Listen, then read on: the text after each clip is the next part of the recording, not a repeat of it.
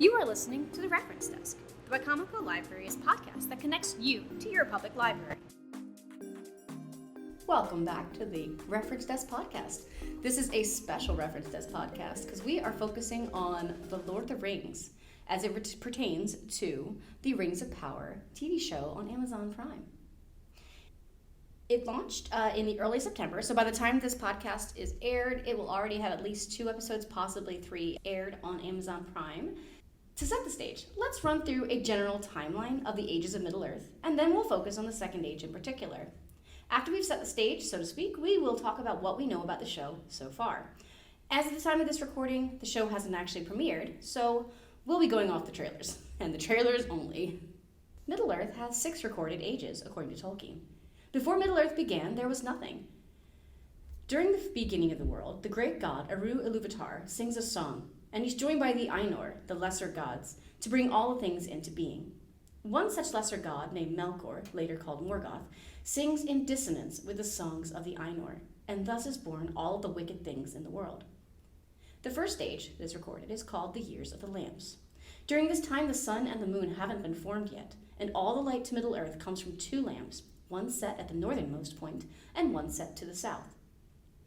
These lamps are eventually destroyed by Morgoth, the cause of dissent and disorder from the creation of the world. After the destruction of the lamps, the years of the trees begins.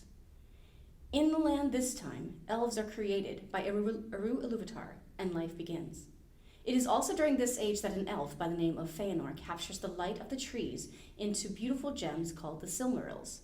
These are coveted by Morgoth, and this jealousy leads to the destruction of the trees and the end of the years of the trees.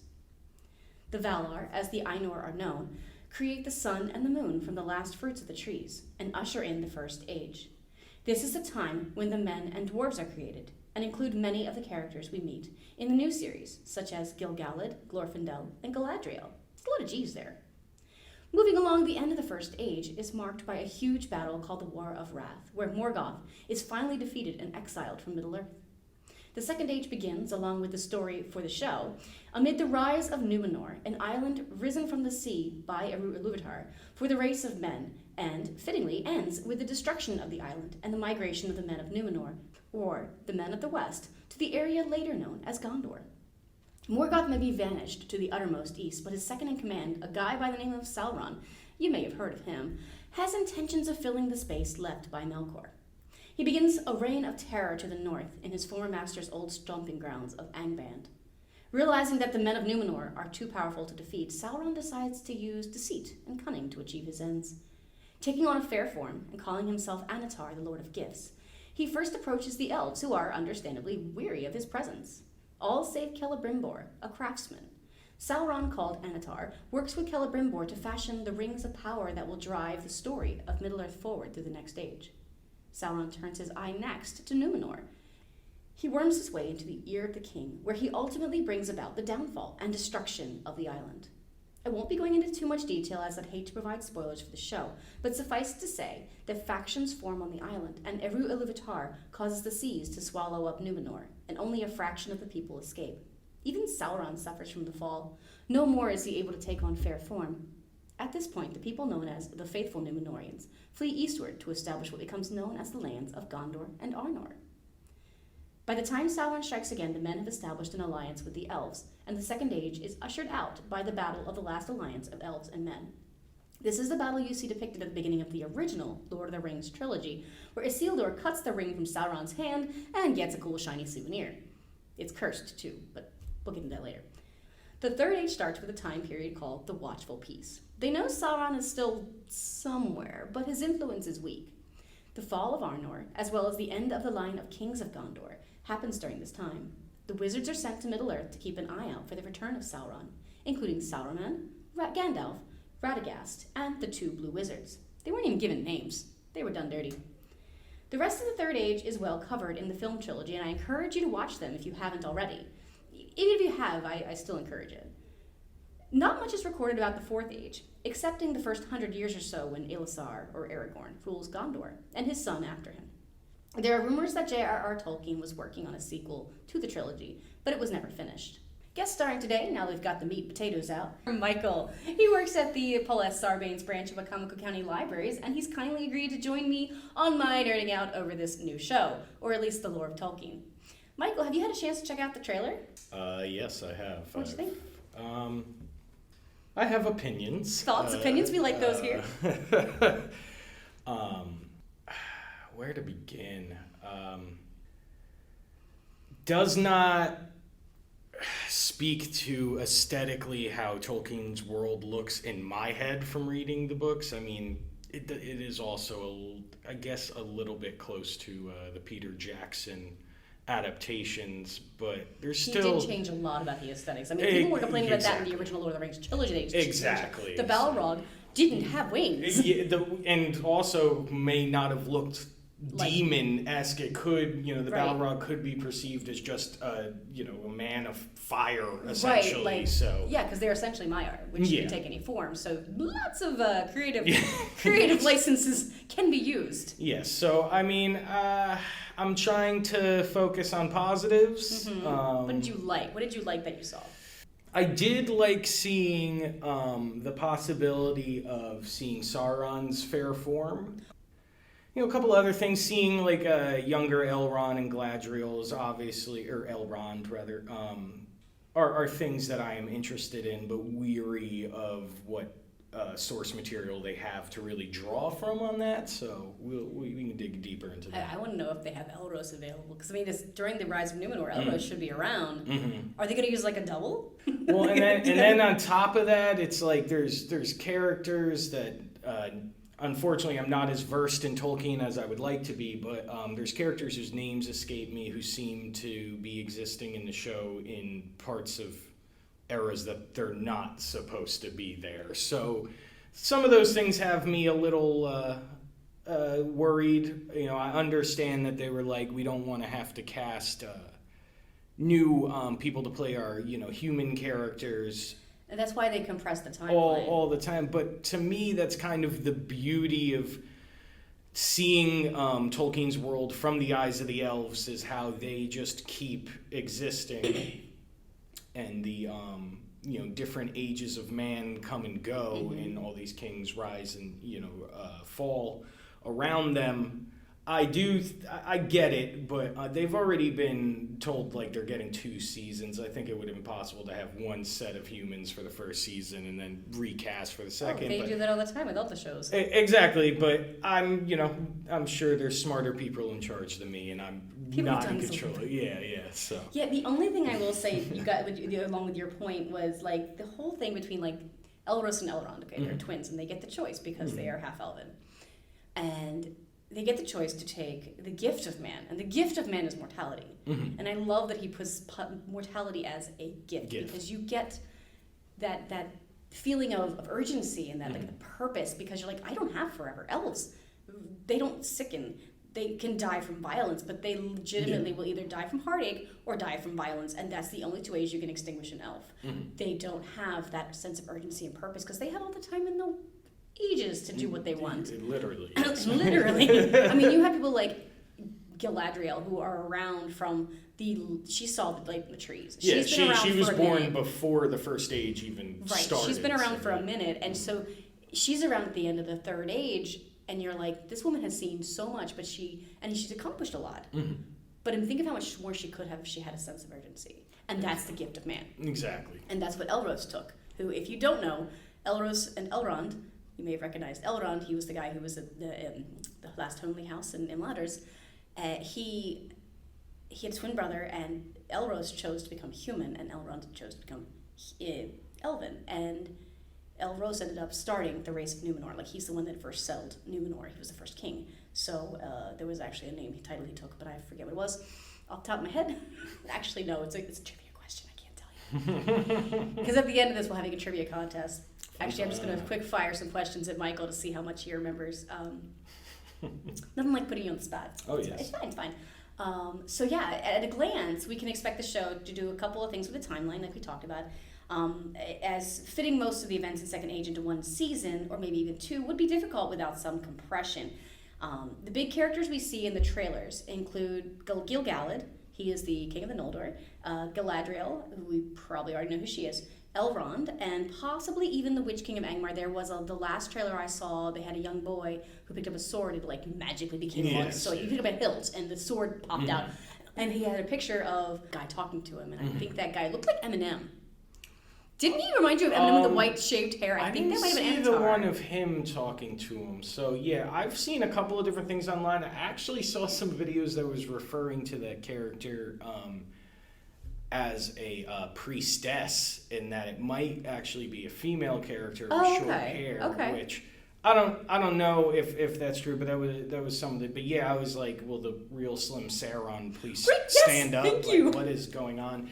I think that's another thing. Like I said, I'm really excited to hopefully see more about Sauron, because we really don't get much. There's no character development there. Yeah, exactly. He's kind of just seen as this, overseeing looming dark force. But that also leads to, my issues with, them not really having source material to really go off besides the appendices in the back of Return of the King. But I think the biggest issue I have with that is not so much that it looks like Eminem, but the fact that he has short hair to begin with. Usually they're depicted with long flowing hair. Yeah, I mean, also, where are people getting haircuts? I saw the new elf that's played by a person of color has a fade, and it's like, where are you getting a fade in Middle Earth? They're elves, just suspended. They can make rings of power. It just doesn't make sense to me, but okay. They can make rings of power. They can make clippers. Celebrimbor is a very talented blacksmith. Right. He made some clippers. All right. Again, I don't know enough about the lore to really have too many, points on it, but those were things that stuck out to me. I'm pretty sure, a high fade wasn't the height of fashion in Middle Earth. I'm pretty sure it wasn't the height of fashion in the 20s when Tolkien was writing this. So, let's suspend some disbelief. They're transposing this for a modern audience. Yes. Let's go with the fade if we can suspend disbelief, right? Yeah. So what would be a deal breaker? What would you, if you were watching this show when it does release, and you're watching this, what would be something that would make you go, like, not necessarily flip tables, but like rage quit? I mean, there's definitely a couple of things. I think if there's main events that are documented in the appendices that they have the rights to are out of time. I get you have to compress, but you can do a lot of that with flashbacks and visions and stuff like that. And they alluded to a lot of those in the trailer. Galadriel, she has that gift of sight. Exactly. And there's, things from the first age we're seeing in the trailer. So I'm assuming those are going to be part of a prologue in the beginning. Yeah. But I think if people try to, there seems to be a lot of people nowadays who try to, I feel like, attack Tolkien and his, sensibilities and how he wrote things, and try to inject, modern politics in it, when Tolkien himself has gone out of his way in many interviews to talk about how his work, and mainly writing in general, should never be seen as an allegory. Right. Because when you, as a writer, if you write in allegories, you kind of dominate the reader to think inside of a box. Right. So I think, for me, if there's too much of this push of, modern day, just political things, it really takes away from the fact that Tolkien stories are supposed to be timeless. Mm-hmm. And we're really not, so it's supposed to be an escape. We're not supposed to be thinking about these things. If you want to write stories about that, write something new. And I don't know. I have very conflicted feelings as an artist myself about people taking an artist's work and continuing it after they've already passed away.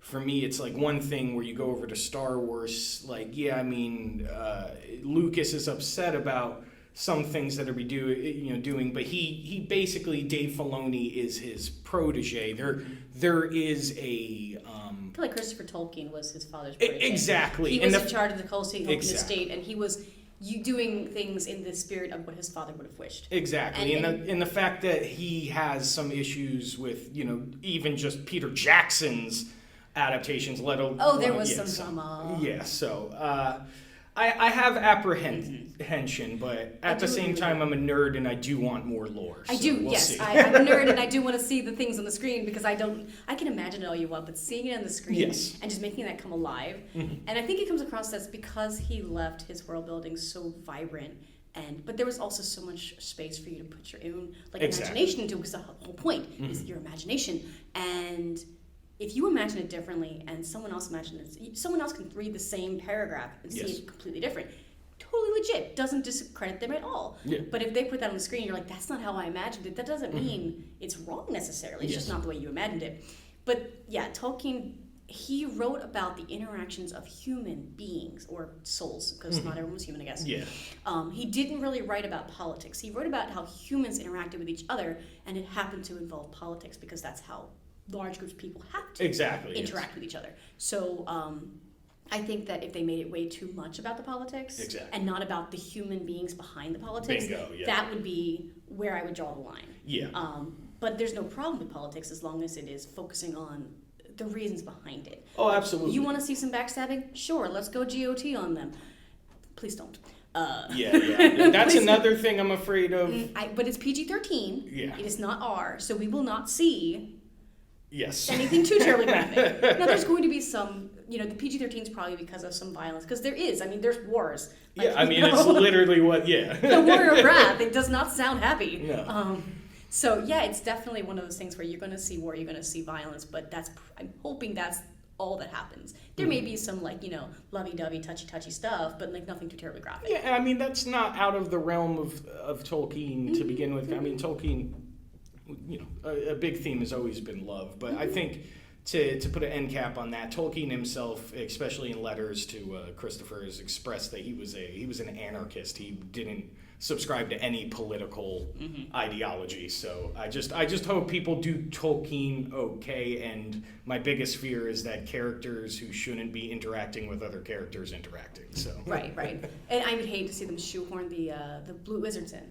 Yes. They did not come over until the beginning of the Third Age. Do not bring Sauron. Yes, and then also... Sauron, sorry. I even got that. See? Sauron. Do not bring Gandalf. Do not bring Sauron. Do not bring Radagast. We don't need to see him and his woodland creatures. He's still over in Valinor. Oh, and that's it. Okay, so actually now that you reminded me of two other things that I'm afraid of, which one is what they're going to do with the Harfoots, because... it's a little sketchy to even have any Hobbit relative in there at the moment, but as long as they don't focus on them as the main focus, I think that should be okay. I think what they're going for, honestly, is because they started over in the east and they migrated to where, not Angmar, but Arnor was. And that's where you end up with the Shire. But I think it's starting to, trying to do is one, the hobbits are adorable and everyone wants hobbits. Everyone wants Elevensies and they want the warm fire and the cozy hearth, okay? But they also want to show the origin. This is like the primeval hobbits, where they deviated from the humans. Because if they are, they're deviant humans. Yeah, aren't they halflings? They're basically small. They're made to go into small spaces, I guess. Kind of like me. And then the last thing is, I don't know if you've seen in the trailer, they're referring to him as the Meteor Man online. No, is it the older Harfoot? Yeah, no, it's the person. There's an actual human. It's like in that. There's like the scene where you see the Harfoots looking at the meteor crashing, but then there's like a full-size human man in there. And some people are speculating it's Sauron trying to trick people into thinking that he's like an emissary coming from above or something. Isn't that an origin story for lots of superheroes and or villains? Exactly. One, it just seems kind of out of place. I don't know where they're getting that from. Two, the way that, we haven't seen too much with the teasers and the trailer. I'm afraid they're going to try to bring Gandalf in before the Third Age, with his earlier name, which we were discussing before the recording.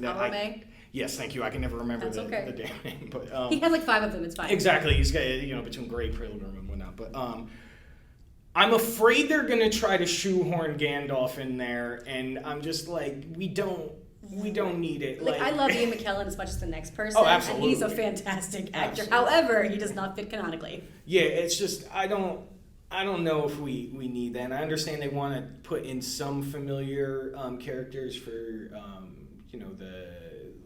your surface level Tolkien fans, but And not that I'm a deep Tolkien nerd or anything. Oh, I don't claim to be either. I just watch a lot of YouTube. Yeah, but it's just, I don't know, that...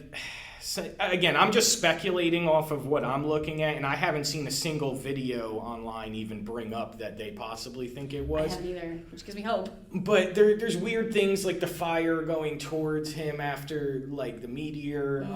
He hasn't gotten the ring yet, though, so he's not a fire dude. Oh, that's true. Okay. I'm just saying, maybe not. Yeah, no, you're right. I'm just, you asked me what I was fearing. No, and I have the same fear. I do fear that they're going to try to shoehorn at least Gandalf in, if not Sauron, although they have to find some way to, CGI Christopher Lee in. Oh, yeah. Although the War of the Rohirrim, off topic, War of the Rohirrim, there's a video that's done by Studio Ghibli. Same people do the Studio Ghibli, so it's going to be amazing. It's a full-length cartoon thing, and Sauron's in there because, of course, he helps the Rohirrim. Oh. It's when he takes over Isengard, south end of Rohirrim. So, I want to see, but they can do that. Like, they have plenty of impersonators who can do a story. Oh, absolutely. Absolutely. Yeah, what's his name? Just Christopher Lee. Thank you. Yeah, Saruman, yeah. I was thinking Spike Lee, but I was like, no, that's not right. That's not right. Different Lee. Anyway, Christopher Lee, they can do a cartoon of him. And it would be amazing. Yeah, absolutely. But back to the Lord of the Rings, where it brings power. And I've noticed that they are banking a lot on a plot point of the elf-human relationships that were very popular in the original trilogy and even in The Hobbit, which we don't talk about. I am proud to say I've never watched the Hobbit series. It is not a waste of time. If you watch it as a fantastic, fun movie, if you don't watch it after reading The Hobbit and to go point out all the details, it's not bad. As a movie, it's not, it's got a little ridiculous here and there, but they're trying to make a kid's book rather, that's written for children into an adult movie. And it doesn't really translate if you've read The Hobbit and you're into the lore. Yeah, I'm a massive fan of the book. Right. It was one of my favorite as a kid. So, right. Anything messing with The Hobbit is really off to me. And plus, just Christopher Tolkien's opinion in general on the whole Jackson verse, if you will, of it, is that you're taking... They took Tolkien's stuff and tried to make them into action movies, in my opinion, for young people, which isn't what those stories are about. Right. I do like the Lord of the Rings movie series, more so for nostalgia purposes at this point, because of how old I was when they came out. But I don't know. I've heard so many horror stories from friends about the Hobbit series that I'm sure I'll get to it. It's soon. not a waste of time. Okay. I'm saying you're not going to be it's like, I wish I had those 9 least, 9 hours of my life back. Yeah. But it's 9 hours, dude. Yeah. If you get extended. But it's not bad. It's a good movie as far as it's well done. A lot of great acting. Ian McKellen's in it. You sound like how I sound giving a benefit to the prequels trilogy of Star Wars to people. I would watch Ian McKellen sit in a white room and read a phone book, okay? That's fair. That is fair. The man is a gem. So put him in something, I'll watch it, okay? Yeah, that's fair. So definitely give it a watch if you can. Keep in mind that it is not true. They do embellish a lot because they took a 300-page novel and turned in 3 movies at it. And there's added characters. They pulled a lot from they pulled a lot from the appendices to fill in the gaps, and then just ignored a lot of things. So okay. Yeah. So with that being said, I'm a little sad that the Lay of Luthien, the events of Lay of Luthien happened in the first age, and because the Lay of Luthien goes over the OG elf-human love story. Before there was Aragorn and Arwen, there was Luthien and Beren. Beren was a human man, and he found Luthien, who was actually a daughter of a Maya named Melian. And her father was, an elf guy, I forget the name off the top of my head. Anyway, she fell in love with him. They went off adventures, and they went and, basically, he was kidnapped by Melkor, because Melkor was still around. She went in guns blazing and rescued him. He screwed it up by trying to get greedy, and they had to run for their lives. And my favorite part of the entire story was he was charged by Luthien's father. He said, if you want to marry my daughter, fine, but you have to bring me a Silmaril back because they've been stolen. And if it was Fingal was her father's name because he's the one that had them. He wanted the Silmarils back because they've been stolen. Melkor had them, so he's like, Beren, go get me a Silmaril and I'll give you my daughter. Okay, so Beren's like, challenge, bet, let's go. So he goes off and he gets captured. And Luthien comes in guns blazing and saves him because she realizes, hey, he hasn't come back in a while. How's he doing? So she goes and sneaks into it. And past all of her, the original BA double scribble, man, she was amazing. He gets in a fight with him. He has the Silmaril in his hand, and he gets in a fight with a wolf who's guarding Melkor's place, because of course he has a wolf. Why not? Because why not? Aesthetics. And he gets his hand bitten off, and he gets patched up, and they go back to her father, and he's like, I got the Silmaril, and he's like, cool, where is it? And he shows him his stump. I have it in my hand. My hand's not on my body, but I have it in my hand. And Fingal thought that was, okay, that was kind of smart. Let's go. So they ended up getting married, but it was a great story. And what's great about the book, The Lay of Luthien, Christopher Tolkien actually interjects all the different iterations. So he had these first parts. The first time he wrote it, the elves were referred to as goblins, and Sauron was a cat. My lord. A cat. Well, at least he wasn't turned into a giant eyeball, so. Not yet. So that was Peter Jackson. Then he does release, you'll read The Lay of Luthien, you read it like 4 times because he just puts in the different changes he made, and it's really cool to see the progression of the story. That was me nerding out. I apologize if you got bored. If you tuned out, let's go back to the original podcast. Now we're going to, along with our listeners, answer some Tolkien trivia. I have 10 trivia questions for you. Don't sound so excited. Along with our listeners, go ahead. I'm basing it on Second Age only because that's when the new show is set. And I'm going to say, give me just a minute. Are you ready? We're going to go ahead and bring that up. You are free to answer questions along with us. And let us know in the comments. If you're on YouTube, you can leave comments on our podcast at 1 to 10. How many you got right? All right. Let's go. You ready, Michael? Okay, let's do it. Who ruled the Noldor that still remained in Middle-earth after the first age of the sun? I have no clue. I'll give you a multiple choice. Sure. Okay. Was it Celeborn, Glorfindel, Círdan, or Gil-galad? I want to say Gil-galad. Gil-galad's correct. All right.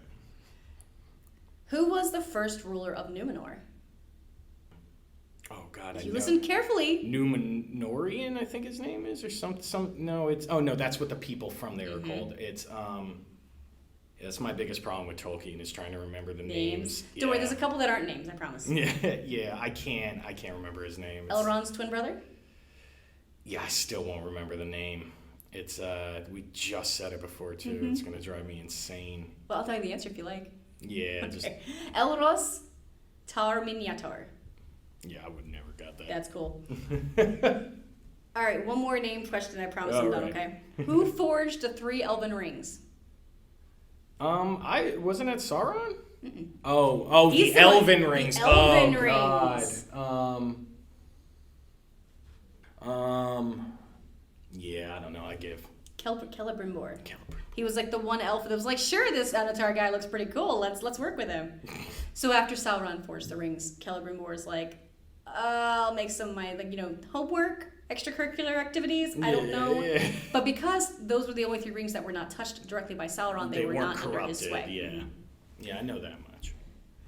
So this one I promise is not a name thing. Where were, location-wise, the 3 elven rings forged? Oh, I told you I'm gonna bomb all cool. of these. Excellent. That's okay. I don't know. I am interested in knowing. I'll give you multiple choice. All right, that's fine. Mithlond, Lindon, Imladris, or Eregion? I'm going to say Linden because it's the only one I really know off the top of my head. It's Eregion. Okay. Yeah, Lindon was more toward the coast. Okay. Imladris was, of course, Elrond's last homely house, and then Mithlond. How many years was Barad-dûr besieged before Sauron was defeated? Wasn't it the 40-year battle? Or am I thinking of something? That was the different? Dagor Bragolleth. Oh, okay. Yeah, no. This is what I'm saying. 7. Okay.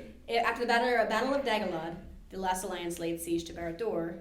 Gil-galad, Elendil, and Anarion were slain at this one, and this is where Isildur also cut the ring off from Sauron's finger. Okay. This is that last battle that will be the very, very end of the Second Age. Gotcha.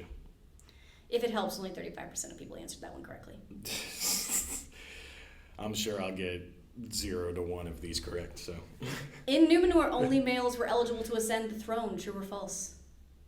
I'm sorry, one more time? In Numenor, only males were eligible to ascend the throne. True or false? I'm going to say false because I feel like if that was true, it wouldn't be on there. That's correct. You Okay. were. It is false. There's actually 3 queens that were mentioned. I'm probably going to butcher these names because I do not read Gwenya. Tar and Kalime, Tar Telperion, and Tar Venemeldi. Yeah, I was going to say because, I mean, even if they weren't the main focus of his writing, Tolkien did enjoy himself a strong female character. So. He did. I mean, if you read Leia Luthen, like I said, people are always saying, like, oh, Tolkien was misogynist. I'm like, have you read some of his stuff? Seriously? Yes, most of his characters were male, but the women in there were all the more powerful because of it. Well, he was a male. Of course, he's going to write more See from the himself in perspective there. Right. he understands. And in his world, men were the ones who wanted to fight. Exactly, when women were usually the ones who had not, like, for example, Galadriel is the only person, elf stronger than her is her brother, but she's more wise. Right, and that's why she didn't fight all that much, because she's not stupid. Yeah, because she knows the consequences of said actions. Consequences, yes. And she also can see consequences, because she has that. Oh, yes. I mean, that helps. When you can see the future, it helps. That does help. Question number 6, Elendil, who was the brother of Isildur. He ruled the kingdom of Arnor in Middle-earth. True or false? I'm sorry, one more time, repeat. He ruled the kingdom of Arnor, which was Gondor's sister kingdom. No, I know, but what was his name again? Elendil. Elendil. I'm going to say false. It's true. True. Elendil was the High King and ruled the kingdom of Arnor in the north of Middle-earth. His sons, Isildur and Anarion, ruled the kingdom. This is the father. Gotcha. Ruled the kingdom of Gondor, so they ruled together. Elendil's sword, so the father of Isildur and Anarion, which was used by Isildur to cut the one ring from Sauron's finger, was named Aeglos. True or false? False, I don't know. It was false. Okay. The sword was named Narsil. Narsil. Okay, yes. Yeah, Narsil was broken. Sword that was reforged. Remember that scene that Aaron, pulls it out? Although, true canon, he had it when they left Imladris. Just putting that out there. In case you were curious, he actually took it out of Imladris when they went on their first, venture out to the mines. He had it in the mines of Moria. Where was the greatest battle of the Second Age of the Sun in Middle-earth? I'll give you some multiple choice. Gladden Fields, Dagorlad, Fornost, or the Field of Celebrant? I'm going to say Celebrant? Dagorlad. Yeah. After Sauron assailed Gondor, Gil-galad and Elendil formed the last alliance of elves and men. In one of the greatest battles ever in Middle-earth, the last alliance defeated the army of Sauron at Dagorlad in 3434 of the Second Age. Yeah, woof. It's so much to remember. I'm so many impressed by most Tolkien fans. Now, to be fair, I took this quiz I'm giving you first, and I got a couple wrong, so I am not perfect. How many rulers reigned in Numenor? Wasn't it 9? The 9? Oh, no. That was the 9. That was 9 ring wraith. Now, one of them was a ring wraith, but eventually, because he was given a ring of power. But that's a detail. I don't know. Then 1? Wouldn't it just be 1? I honestly don't. So Numenor was around for quite some time. There were actually 20. Oh, you mean how many altogether have? Yeah. Oh, I thought you meant at a time. Oh, no, sorry. That was a mistake. No, how many rulers? Yeah, I still wouldn't have guessed 28 or whatever. It was 24. 24. Yeah, the Elros Tar Miniatur was the first ruler. Of course, we talked about that.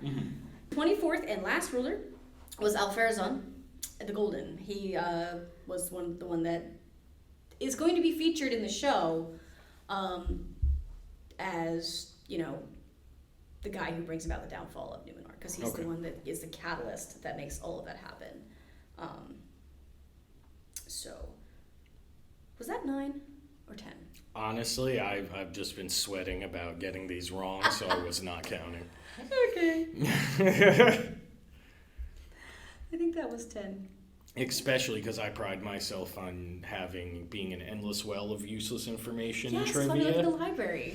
But, yeah, I mean, you could ask me Star Wars questions all day. I'll just ring them off. The Tolkien is just, it's always been a little bulky for me to memorize. It is a lot of information. Yeah. And we will, I do plan on doing a May the 4th podcast. It'll be in the second week of May, but we'll do a Star Wars May the 4th podcast. And you are welcome to come nerd out all you want. I have a twin sister who's obsessed with, Timothy Zahn and his world building that he does, which he does such a great job of. His Thrawn series, both the original and the new one, are both wonderful. Right, so she will. I have learned not to start a conversation about Star Wars with her unless I have at least an hour to sit there and listen to her just postulate about it. Going back to our questions, how did you do at home? First of all, did I actually do 10 questions or did I stop at 9 because I lost count?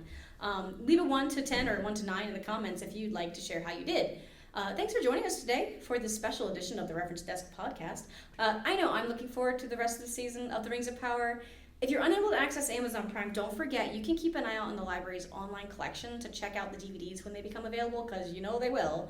Until then, we encourage you to check out Tolkien's works.